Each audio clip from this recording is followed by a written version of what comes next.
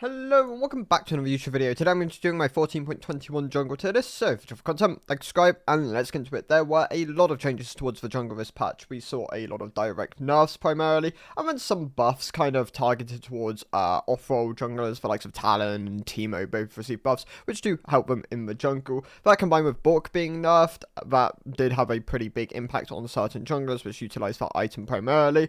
But yeah, let's cover the changes. So the D tier are going to maintain the two same champions, Rengar and Silas are the two picks I would really not recommend picking in mid and low elo. Silas's case, he's a bit better than Rengar. Rengar is just bad across the board for the most part. Outside of like challenger OTP players, not many people make this pick work.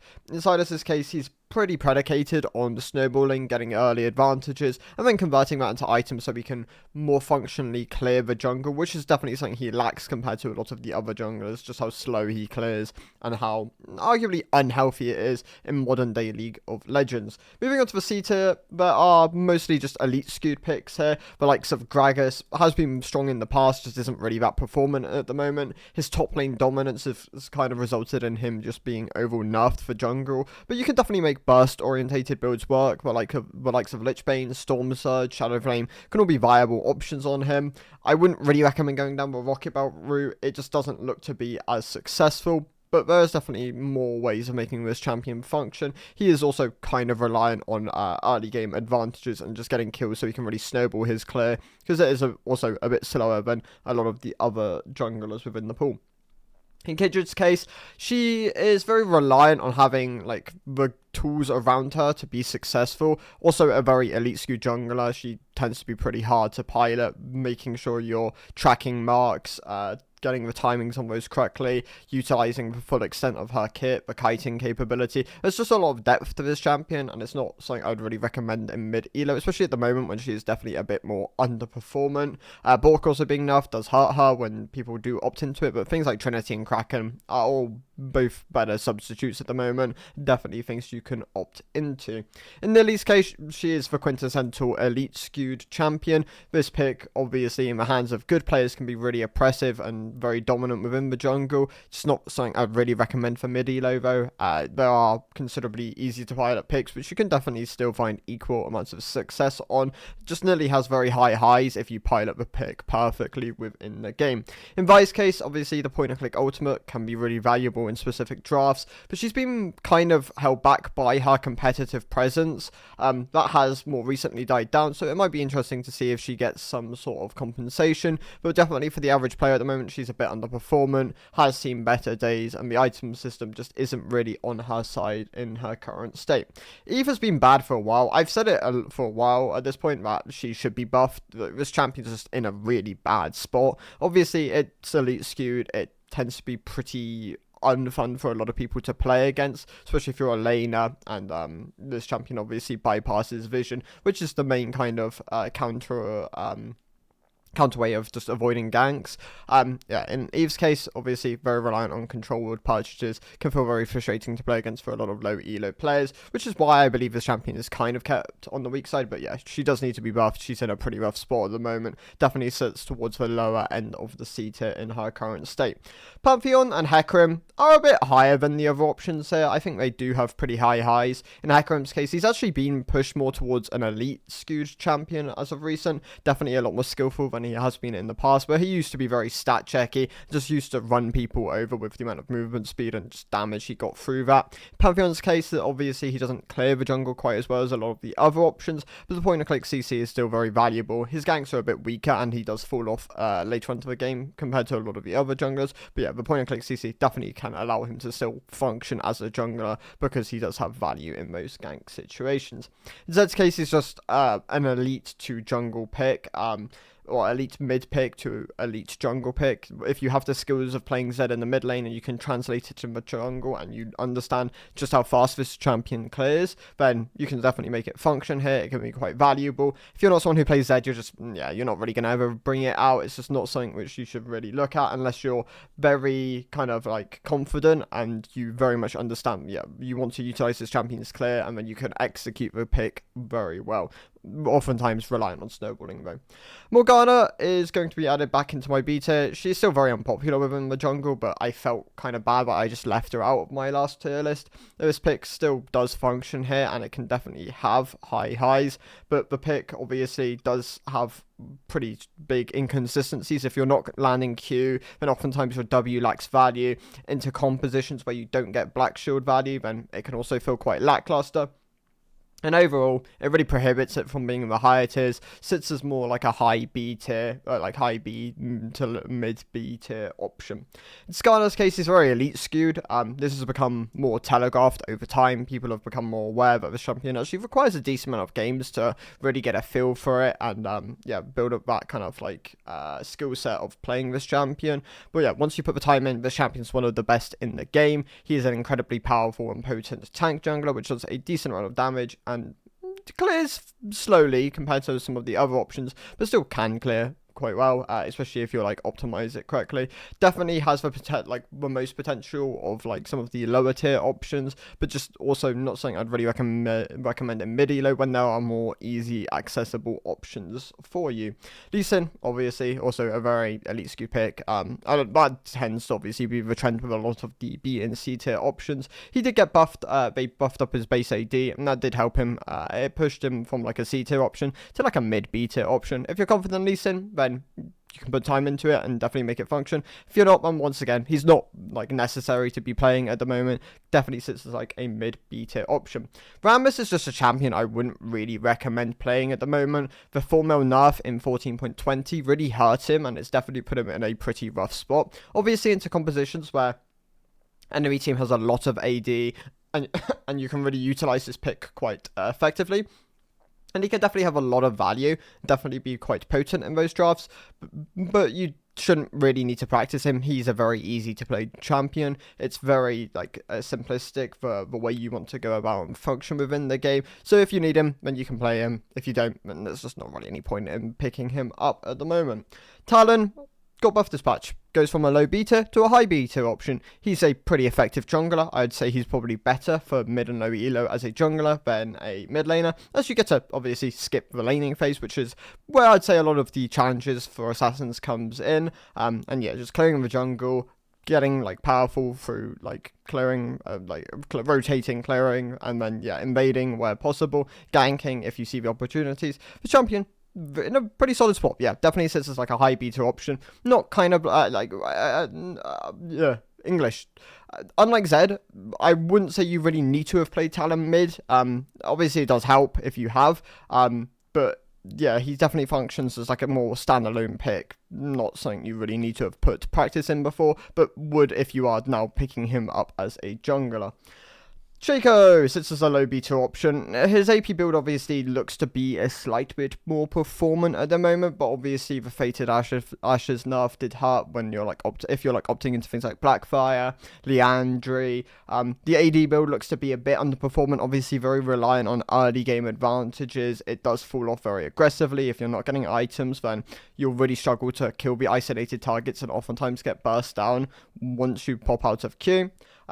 This pick is just not something I really recommend at the moment. Obviously, he's also very OTP driven. Outside of one tricks of the champion, you just don't really see many people play him. But if you're confident on Shaco, like a lot of the picks in the B and C tier, and you can definitely make him function. Rek'Sai is really unpopular at the moment. She should probably also be buffed. I'd say even Rek'Sai are both champions, which I would hope get buffed within like future patches, as these picks are unpopular as is, and then even for like the performant players on them, they tend to just not be doing as well. In Rek'Sai's case, they gave her the AoE knockup, nerfed her down quite aggressively after that, and yeah, she sits as like a low to mid B tier option. She can definitely function obviously as like a standard bruiser, and she does have those high moments of like landing multi-man knockups, but in her current state it's just not something I can really recommend. Tilia also not doing too hot at the moment, tends to be a bit elite skewed, also sits as like a low B tier option.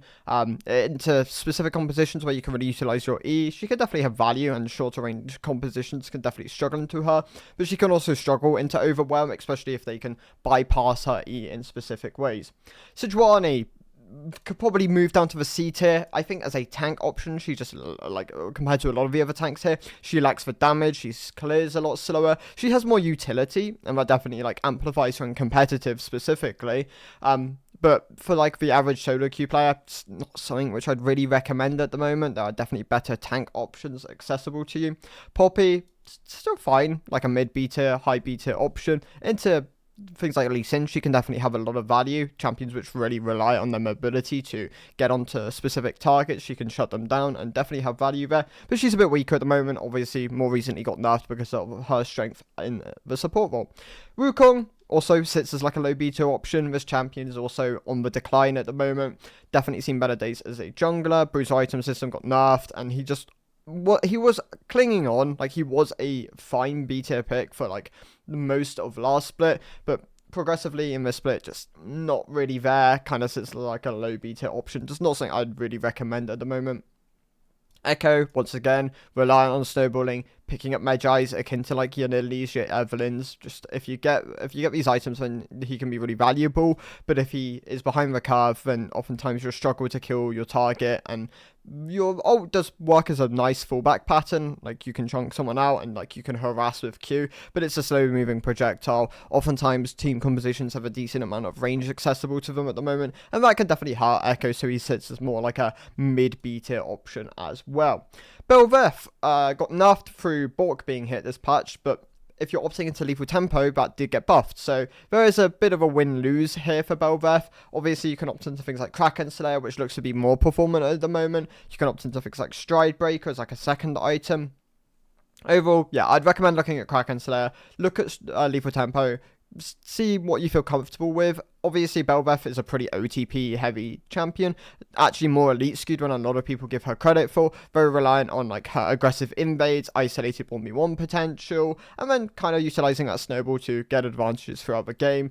Not something I'd really recommend for like the average player, but definitely has a bit more potential than some of the lower options here. So I'd say she's more like a mid B tier option, and Skarner's more like a high B with like very high potential.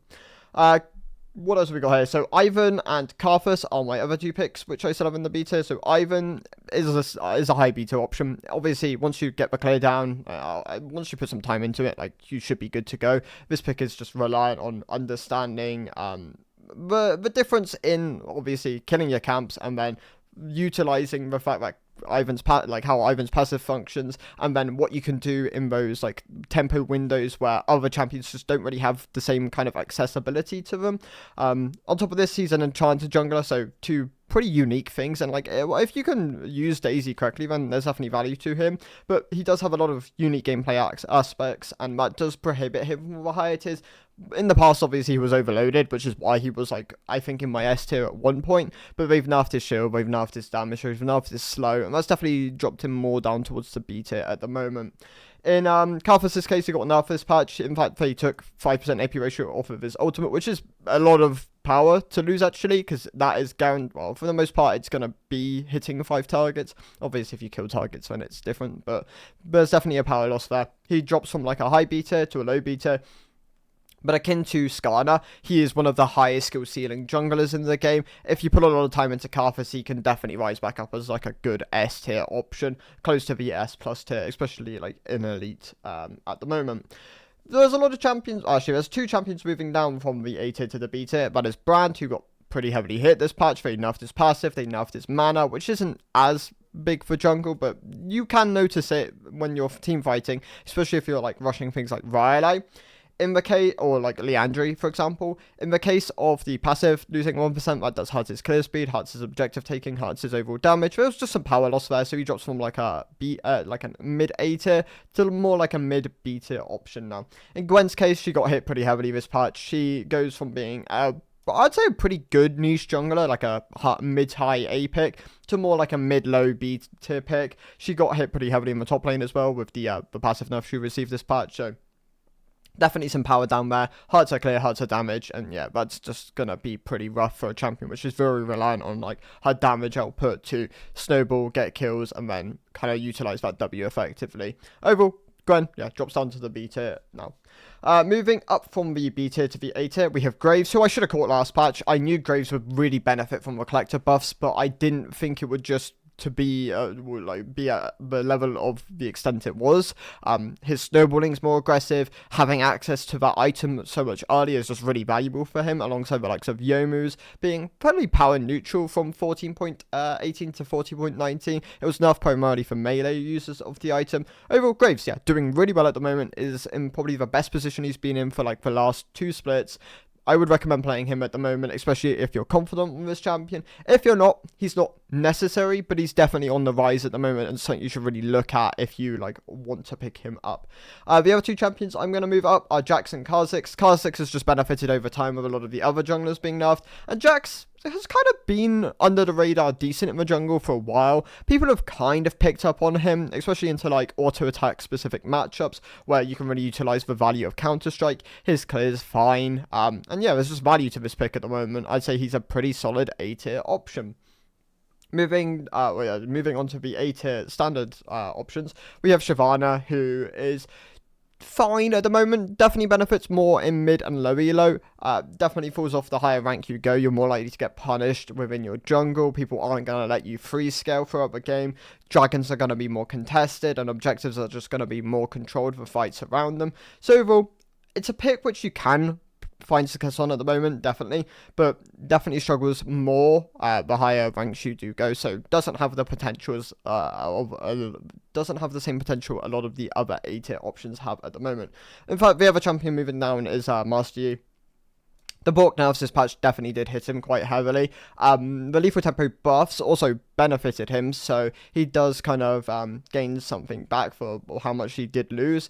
It does look like they're pretty competitive Keystone options, though. Halo Blades and Lethal on him at the moment, so it really comes down to what you're feeling more confident on, whether you want that additional burst, whether you're able to gain that additional fight uptime into like more melee and tankier compositions. Lethal Tempo can definitely be the Keystone to look at. Halo Blades obviously better into squishier team comps where you can really utilize that first like burst potential you have into Q. Udyr stays as like a really solid A tier option, honestly, towards the higher end of the A tier at the moment. Still clears really well. Definitely benefited from some of the other champions being nerfed, but yeah, he tends to be someone you want to put some time into. Not like a first time you're good to go kind of pick, but definitely if you put a lot of time into him, he is very competitive with the S tier options at the moment. Mordekaiser has been a really underrated jungle pick for a while. Still is. This champion obviously clears relatively well, has great isolated 1v1 potential, has great objective taking, doesn't scale amazingly well, but his mid game is one of the best out there. Obviously his early game still very strong once you hit that level 6 point, as he will just isolated 1v1 most champions in the game. Overall, he's a great A tier option, and if you enjoy Mordekaiser, he is a very solid jungler at the moment. Nunu, a bit towards the lower end of the A tier, but still a very strong option, especially with the alternate builds you can go, whether that's the AP or the tank version. Both are doing fine at the moment. Also tends to be a champion you want to put some time into, as he's pretty unique in the way he functions. Xin Zhao sits as a high A tier option. I was genuinely considering putting this champion into the S tier. I think he is he's a very accessible champion. He's very easy to pick up and just play.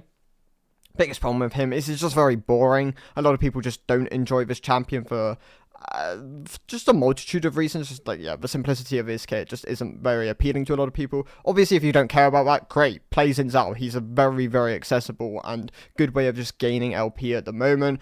He fits into a lot of compositions. He's great isolated 1v1 potential. His clear's a bit on the slow side compared to a lot of the other options, but it's definitely passable. Like, it's all very good. And yeah, Xin Zhao, great A tier at the moment. Definitely sits towards the higher end. Amumu has fallen a bit with the nerfs he received in 14.19's hotfix. The flat damage he lost on both W and E were actually pretty sizable. Obviously, he was overpowered at the time, but now he sits as more like a mid A tier option. Definitely not the same level of Amumu we had for majority of last split. Diana sits towards the lower end of the A tier. Kind of just acts as like a better Echo at the moment. Has more options in terms of her teamfight potential. Is a bit more AoE. Tends to clear a bit better, but it mainly comes down to just how well can you still with these champions, picking up that, like, your core items, and then getting your Magi's to really like snowball and take the game for yourself. Teemo Okay, so Teemo is an interesting one. He got buffed this patch. He was already a good jungler, though. Teemo, I think, is so close to the S tier, like, as a legitimately great option at the moment, especially mid and low elo. You know what? I'm going to put him in the S tier. This is going to be my pick of the patch, honestly. I think with the buffs this patch, he is a great jungler, and I think he is a really good go-to, especially if you're, like, picking up the role. He's obviously buffed for jungle. The Q has double blind duration. His E does double the damage. He has great control.